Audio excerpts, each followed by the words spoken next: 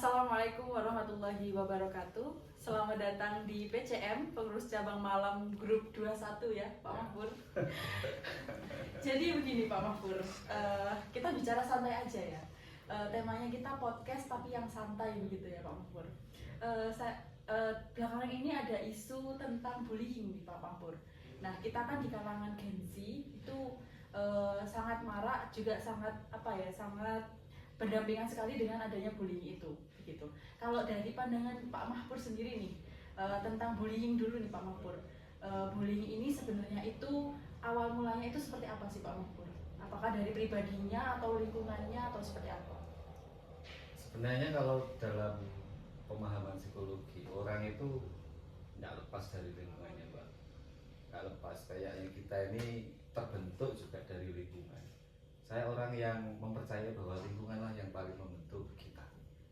Termasuk bullying. Kalau lingkungan kita terkondisi biasanya biasanya kalau kita itu gojlokan ya, bahasa Jawa, gojlokan.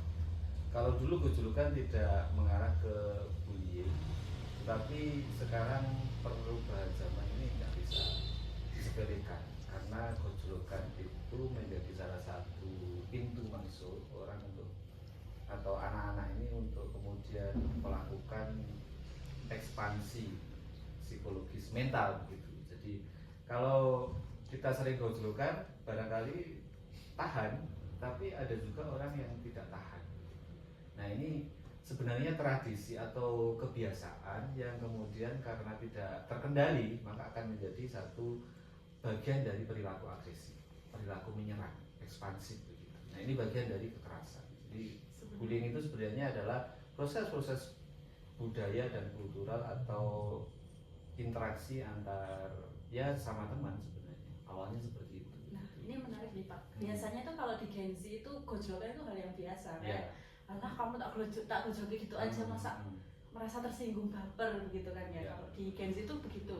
Nah kalau misalkan dari pandangannya Pak Mahfur tadi ternyata gojlokan itu sudah masuk mengarah ke bullying. Nah kira-kira kan berarti kita menyimpulkan ada dong level-level yang bisa dikatakan hal-hal yang masuk ke bullying itu seperti apa? Sesuatu itu bisa disebut gojlokan atau yang lainnya yang masuk kategori bullying ketika itu sudah merasa tersakiti orang lain. Nah, tersakitinya itu levelnya macam-macam, tergantung pada daya tahan dari masing-masing orang yang menerima gojlokan itu atau bullying itu. Nah, yang paling tidak kelihatan adalah sakit yang secara psikis atau secara emosional yang kadang tidak kelihatan. Ini yang paling sulit untuk diketahui. Makanya lebih baik tidak membuat gojlokan. Ya kalau guyon itu ya guyon yang normal saja lah, yang normal karena kerentanan orang itu beda-beda. Boleh jadi Mbak Latifah dikata-katai seperti ini ya itu sudah biasa karena memang sudah daya tahannya terbentuk secara lama. Tapi ada anak-anak yang atau generasi-generasi yang tidak begitu mudah untuk digeneralisasi, dianggap sama begitu dengan orang per orang. Maka ini perlu hati-hati. Apalagi sekarang sudah berbagai fenomena yang ada di sekitar kita sudah sangat kompleks, ruwet sekali, sehingga kita harus hati-hati untuk bermain atau berinteraksi dengan sesama teman begitu. Nah ini yang paling penting bagi siapapun, terutama apa yang kita anggap biasa boleh jadi nggak biasa bagi orang lain. Nah makanya ngerti orang lain itu penting. Nah, ngerti sampean itu penting. Saya ngerti sampean penting, teman-teman yang ngerti sampean itu penting untuk mengukur seberapa apa yang kita lakukan menyakiti orang lain atau tidak, itu paling penting. Nah proses empati ini yang paling sulit dimengerti oleh karena kita biasanya apa yang kita lakukan kita nggak suka berarti orang lain nggak suka gitu, patokannya diri sendiri kan Pak? Iya, kalau patokannya diri sendiri itu juga susah. Nggak bisa lah menurut saya, selalu patokannya adalah diri kita sendiri. Maka kalau kita bermain atau kita berhubungan dengan orang lain, yang perlu dilihat adalah siapa Anda, siapa kamu, bukan ini saya, biasanya kan begitu. Saya, Kalau kamu juga akan seperti saya, begitu biasanya gitu ya. biasanya orang lain dituntut mengikuti saya, mengikuti kita. Nah ini yang barangkali menjadikan kita tidak peka terhadap orang lain. Peka, tidak tahu bahasa generasi Z peka itu apa. Peka gitu ya, peka saja. Saya menggarisbawahi ini Pak, kalau bullying itu bisa dikatakan masuk ke bullying, karena bullying itu ketika orang itu tersakiti. Nah, tersakiti itu bisa secara mental, kemudian secara psikis ya. Nah, mental sama psikis sama nggak Bel? Mental dan fisik. Nah, maksudnya nanti kuliah di psikologi aja kalau tahu membedakannya. Jadi secara mental dan juga fisik. Nah, ini Pak, kemarin ini kan ada isu hangat sekali yang membahas tentang kekerasan di pondok pesantren. Nah, ini hal yang beberapa kali terjadi, dan ini juga di Kota Malang pernah juga terjadi ya beberapa waktu yang lalu. Hal ini juga sangat disayangkan nih Pak, karena ternyata pondok pesantren yang kita kira bakal jadi tempat yang aman untuk mungkin kalau misalnya saya sebagai orang tua menyekolahkan anak saya ke pondok pesantren begitu ya bahasanya, ternyata pondok pesantren pun juga tidak menjamin begitu. Nah, kalau misalkan memang bullying maksudnya adalah kekerasan, nah sedangkan di pondok pesantren itu pasti ada pengawasnya. Pengawas itu mungkin dari kalau bahasanya ada kiai, kemudian juga ada pengurusnya. Nah, itu gimana nih pandangannya dari Pak Mahpur sendiri? Apa pengawasan itu kurang, atau pengawasan itu malah tidak ada, atau malah tidak tahu pengawasan itu sampai mana, bahkan tidak tahu bullying itu kategorinya seperti apa? Karena kan kadang guru mengatakan, ada yang mengatakan seperti ini Pak, anak-anak yang melakukan bullying, yang melakukan kekerasan itu sebenarnya dia itu caper, dia itu cari muka aja ke kita gitu. Nah, itu kan hal yang sangat sangat membahayakan juga buat teman-teman atau buat anak-anak yang lain yang berdampak gitu, yang menjadi korban begitu. Nah, itu berarti kan bisa berawal juga tidak hanya dari lingkungan, tetapi juga kepekaan dari orang dewasa atau yang memahami itu gitu Pak. Ya, kebiasaan lama dalam pendidikan atau dalam pengasuhan ini biasanya otoritarianisme atau otoriter. Nah, ini dianggap yang paling ideal waktu itu, atau di zaman dahulu itu yang paling ideal adalah otoriter, karena mendisiplinkan orang lain itu jauh lebih bagus daripada memberikan kebebasan pada anak atau pada murid. Nah, kalau zaman dulu barangkali masih kulturnya masih seperti itu, tetapi seiring dengan pengetahuan kita, seiring dengan wawasan, kemudian isu-isu yang sudah global, siapapun bisa mengawasi, maka ada pergeseran cara mengasuh anak atau cara mendampingi anak, cara mendidik anak. Nah, prinsipnya adalah kita perlu peka, atau guru, ustadz, ustadzah harus peka, tidak bisa mengukur apa yang harus dilakukan oleh santri misalnya itu semata-mata adalah keinginan dari ustadz, ustadzah atau dari pondok pesantren itu. Meskipun itu menjadi sesuatu yang tidak bisa dihindarkan, tetapi perlu dikemas lebih halus, perlu dikemas dengan menyesuaikan zaman begitu. Apalagi generasi hari ini kerentanannya lebih banyak. Karena apa? Karena kerentanan lebih banyak itu cerita-cerita, informasi-informasi ini menjadi toksik begitu. Menjadi toksik itu menjadi semacam virus negatif yang itu mudah dicerna. Nah, sementara dasar mentalnya anak ini nggak begitu kuat, dan ini cukup banyak. Contohnya kalau tantangannya dulu, anak itu dibiarkan aja bisa hidup lah istilahnya, bisa survive gitu. Tapi kalau sekarang karena situasinya sudah enak begitu, ekonominya sudah nyaman, kemudian keluarganya sudah mapan, anak-anak menjadi kurang daya juangnya, kecuali anak-anak yang terpilih begitu. Nah, ini memberikan pemahaman baru pada kita semuanya yang sedang mendampingi anak untuk lebih waspada atau lebih peka bahwa anak-anak memiliki kerentanan, dan kemudian kadang perilakunya justru bertambah. Contohnya model-model agresivitas, model-model bullying, model-model kekerasan ini bisa direplikasi dari YouTube, dari game, dari berita-berita yang tidak bisa diseleksi oleh kita semuanya. Nah, ini kan menjadi toksik begitu.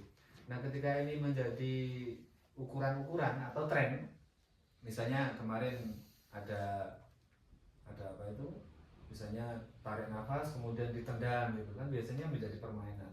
Nah, itu kan biasanya replikasi atau pengulangan dari gaya-gaya yang diterima di informasi sosial media. Nah, inilah yang kemudian menjadikan kita perlu untuk memahami bahwa ada perubahan, termasuk kehadiran anak di samping kita itu juga sebuah perubahan, bahwa ada istilahnya disiplin otoriter sama disiplin positif. Disiplin positif itu lebih kepada mengedepankan kemerdekaan anak, kemerdekaan santri. Ini tanda petik ya, kemerdekaan itu berarti ya hal-hal yang diberikan peluang bagi anak untuk menunjukkan diri secara positif, dan itu dikondisikan oleh lingkungannya. Jadi lingkungan itu juga turut mengondisikan hal-hal yang positif secara lemah lembut, tetapi bukan dengan pemaksaan. Nah, kondisi-kondisi pemaksaan itu biasanya akan mengarah kepada situasi-situasi yang tidak sehat begitu. Nah, akhirnya ketika gaya seperti ini menjadi tren, maka inilah awal mula bullying itu terjadi, dan ini dianggap menjadi sesuatu yang tidak dianggap melanggar, itu tidak dianggap melanggar, karena masa remaja biasanya juga menjadi masa-masa di mana heroisme itu menjadi sesuatu yang wah begitu. Nah, kita harus waspada itu, karena bullying itu dan kekerasan dilakukan oleh siapapun, tidak peduli latar belakang ekonomi, tidak peduli latar belakang pendidikan, tidak peduli saleh atau tidaknya kesalehan seseorang. Semuanya ini kena proses-proses yang mendorong seseorang bocor untuk melakukan bullying atau melakukan kekerasan. Dan ini di pesantren, saya tidak menganggap bahwa pesantren jelek, tetapi kita memahami bahwa perkumpulan orang-orang baru akan menciptakan budaya baru, dan budaya baru ini nanti yang menang siapa? Kelompoknya mana yang akan menang? Itulah kemudian akan memunculkan perilaku-perilaku yang antagonis, perilaku-perilaku yang bertolak belakang dengan unsur-unsur menghargai orang lain, mengapresiasi orang lain, kemudian menerima orang lain sebagai hal-hal yang berbeda. Apalagi di pesantren, proses adaptasi ini jelas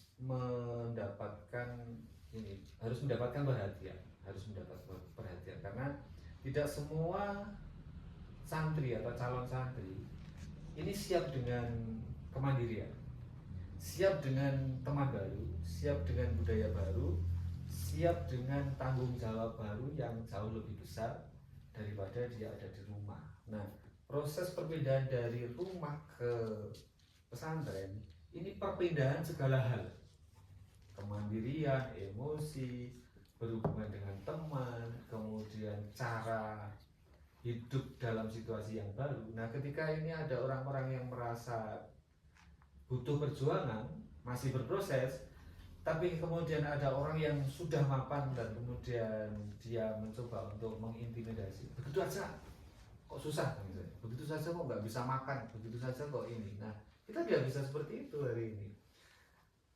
Ukuran-ukuran yang digunakan dalam cara berpikir, cara hidup yang lama ke anak-anak yang baru ini selalu bertolak belakang. Nah, ini ada cerita. Waktu itu anak saya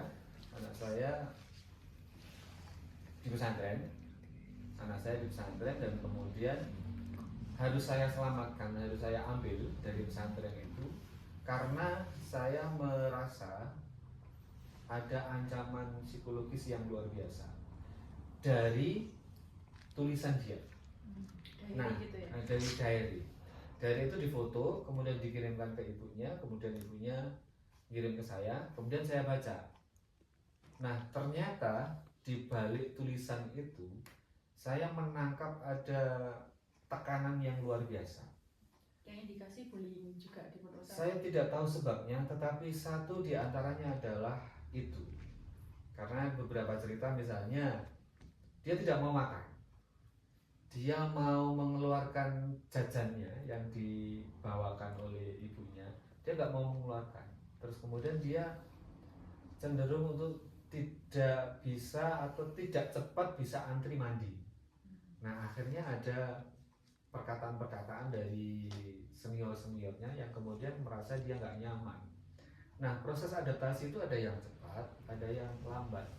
Nah saya kemudian menangkap bahwa wah ini pesan yang ditulis oleh anak saya ini pesan yang luar biasa tertekannya begitu, sehingga saya berinisiatif harus diambil apapun yang terjadi, kita kondisikan, kita pahami sudah tidak bisa, berarti harus diambil. Saya lebih mengedepankan menyelamatkan mentalnya daripada memaksa dia untuk beradaptasi.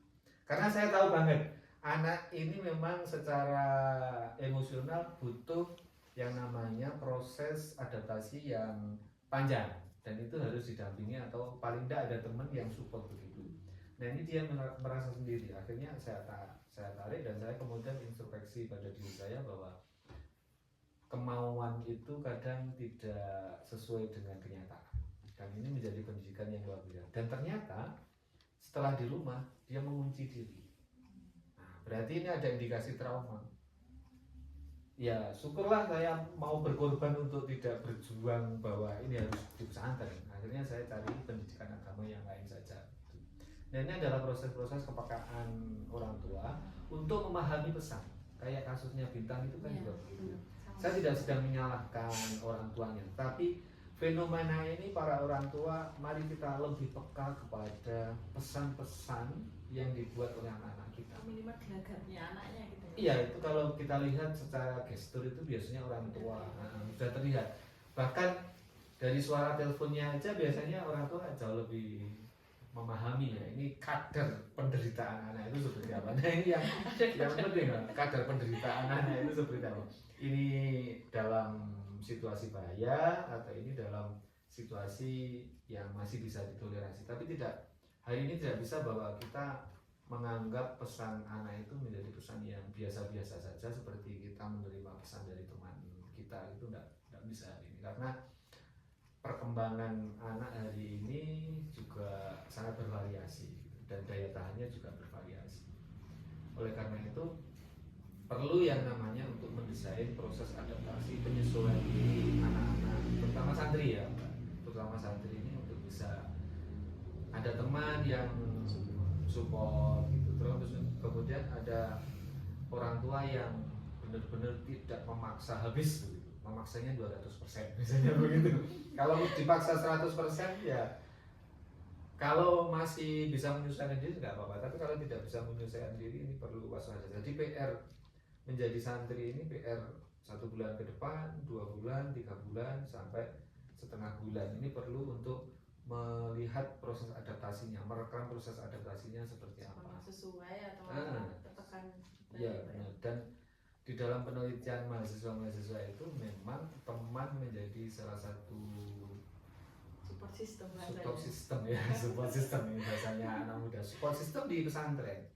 Maka menciptakan teman-teman yang baik di pesantren ini perlu sekali dikondisikan baik oleh ustadz-ustadzanya, pengasuhnya, kemudian kiainya barangkali atau yang lainnya yang memang bertanggung jawab untuk mengawal perkembangan anak di lingkungan yang baru, terutama santri. Dan memang tidak bisa dipungkiri kasus yang seperti itu selalu ada. Porsinya tidak banyak dan nanti kita tidak perlu menunggu meledak dulu baru kemudian kita sadar begitu. Jadi pendekatan psikologis di pesantren sangat penting saya kira. Jadi pesantren hari ini tidak bisa disamakan dengan pesantren dulu yang mana adaptasinya kalau menurut saya dulu ya memang kita memang dibentuk survive di rumah ini dengan penuh tantangan begitu. Misalnya pergi ke sekolah ini jalan sudah biasa, tapi sekarang kan jarang anak-anak yang jalan ke sekolah kan, misalnya viral karena kok nggak disediakan, nah kok nggak diantar, iya nggak diantar kesannya was gitu. ya, padahal dulu 1 kilo ini nggak ada sepeda, banyak yang jalan gitu ke sekolah, ke pesantren. Dan di jalan itu mereka berusaha untuk survive, belajar berjuang, belajar kuat begitu. Tetapi hari ini dengan fasilitas yang mudah enggak bisa lah, saya kira daya tahannya diukur sama dengan orang-orang atau anak-anak dahulu gitu. Karena orang tua kadang melihat bapakmu aja loh, dulu kayak gini,